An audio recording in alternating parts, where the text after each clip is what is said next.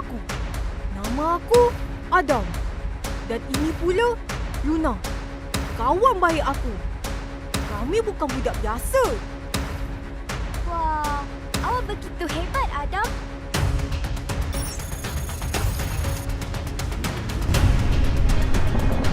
Semuanya berubah bila sebuah meteor jatuh ke planet kami.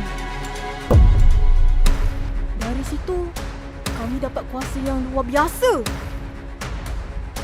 Kini, tugas kami hanyalah satu. Menghalang ancaman dari musuh utama kami, Dr. Drago.